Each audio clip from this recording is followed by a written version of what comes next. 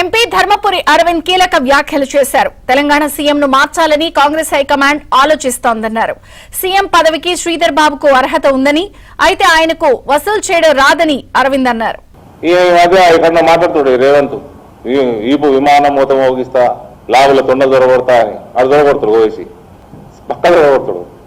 ఇది ఎందుకంత భయపడతారు ఏదో ఉస్కి హడ్డీ ప్రెస్లీ ఏకనయ్యే ఓ అక్బరుద్దీన్కి వాడు మళ్ళీ 15 నిమిషాలు హిందువులందరూ చంపిస్తాడు. వాడే చక్కగా లేదు బాడీ. ఇప్పుడు 3 గ్రూపులు 6 ఏమన్నారు వర్గాలు ఉన్నట్టు ఆయనకి 30 తుకడాలు ఉన్నాయని బాడీ. వాడట వీరు చంపుతారట. వాడిని కూడా వీళ్ళు భయపడతారు. ఏమైనా మాట్లాడితే లాజిక్ లేదు. అందరూ మంత్రులందరూ కాంపిటీషన్ మీద దోసుకుంటున్నారు. ఈ హైకమాండ్ మార్చాలని చూస్తున్నది. కానీ మార్చితే ఎవరు లేడు. అందరూ అన్ఫిట్టే. ఒకడు ఫిట్ ఉన్నాడు. శ్రీధర్ బాబు ఉన్నాడు. ఎక్కువ తక్కువ మచ్చలు లేకుండా మంచి పేరు ఉన్నాడు. శ్రీధర్ బాబు ఒకడే ఉన్నాడు. కానీ ఆయన ప్రాబ్లం ఏంటంటే ఈ కోర్సు వేయాలి. ఆయన సిసిపియు